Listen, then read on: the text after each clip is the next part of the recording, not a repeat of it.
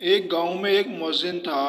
اس کی دلخراش آواز سے سب نالاں تھے، مگر مؤذن کو خوش فہمی تھی کہ اس کی آواز بے حد سریلی اور میٹھی ہے۔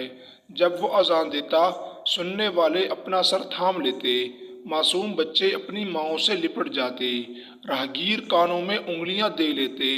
غرض یہ کہ مرد، عورت، بوڑھے، جوان اور بچے اس کی کرخت آواز سے پریشان ہو جاتے تھے۔ اہل محلہ نے بارہا اسے نرمی سے سمجھایا کہ تیری آواز اس قابل نہیں کہ تو اذان دے۔ ایسی بھیانک آواز سے اذان دینا شریعت میں منع کیا گیا ہے۔ محلے والوں کی جان اس سے عذاب میں تھی، سننے والوں کی نیند حرام ہو جاتی تھی، سروں میں درد ہونے لگتا تھا۔ آخر تنگ آ کر سب نے صلاح اور مشورہ کیا کہ کسی طریقے سے اسے مسجد سے فارغ کرنا چاہیے۔ سب نے دل کھول کر مؤذن صاحب کی مالی خدمت کی اور عرض کرنے لگے، ہم آپ کے لحن داؤدی سے بہت مستفیض ہوئے، آپ نے بہت خدمات کیں، اب کچھ عرصہ آرام کیجیے۔ ایک قافلہ مکہ معظمہ جا رہا تھا۔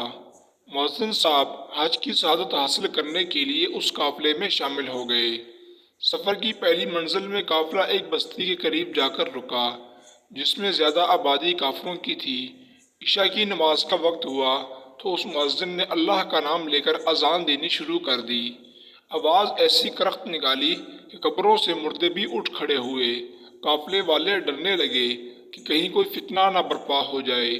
تھوڑی دیر بعد ایک کافر ہاتھ میں شمع لیے مٹھائی اور قیمتی جوڑا کپڑوں کا لے کر آیا اور قافلے کے اندر آتے ہی پوچھنے لگا، وہ مؤذن کہاں ہے جس کی آواز سے ہمیں حیات نو ملی؟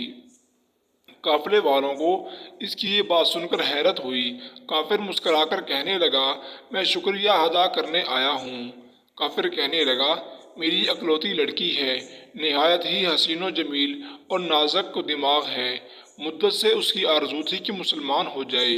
ہم اسے برابر سمجھاتے رہے کہ یہ خیال چھوڑ دے، اپنے باپ دادا کا مذہب نہ چھوڑ، مگر اسے کوئی نصیحت کارگر نہ ہوئی تھی۔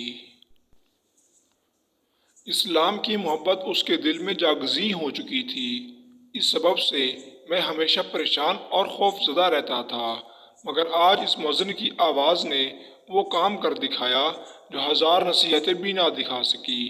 لڑکی نے مؤذن صاحب کی آواز سن کر پوچھا، یہ مکروہ آواز کیسی ہے جو کانوں میں آ رہی ہے اور دماغ پر ہتھوڑی کی طرح بج رہی ہے؟ اس کی ماں نے جواب دیا، یہ اذان کی آواز ہے، مسلمانوں میں نماز کی اطلاع دینے کا یہی طریقہ مقرر ہے۔ اس کے بعد میری لڑکی نے مجھ سے یہی سوال کیا، میں نے بھی یہی جواب دیا کہ واقعی کہ یہ مسلمانوں کی اذان کی آواز ہے۔ اسے یقین آتے ہی خوف سے اس کا رنگ زرد پڑ گیا اور ہمارا دل سرد ہو گیا۔ اس نے اسی وقت طے کر لیا کہ وہ اسلام قبول نہیں کرے گی۔ ہم تشویش و عذاب سے چھوٹ گئے، ہمیں واقعی اس کی آواز سے راحت پہنچی۔ اب میں اس مؤذن کا احسان مند ہوں اور شکریہ کے طور پر یہ نذرانہ اس کے لیے لایا ہوں۔ کافر مؤذن سے بغلگیر ہو کر دعائیں دینے لگا اور کہنے لگا، جناب آپ میرے محسن ہیں، آپ نے آج وہ احسان مجھ پر کیا کہ ساری زندگی آپ کا غلام رہوں گا۔ اگر میرے قبضے میں کسی ملک کی بادشاہت ہوتی تو آپ کو اشرفیوں میں تول دیتا۔ درس حیات: آواز حق بلند کرنا یعنی تبلیغ دین کے لیے بھی مناسب لوگوں کا انتخاب ہونا چاہیے۔ مارئینہ الی البلاغ۔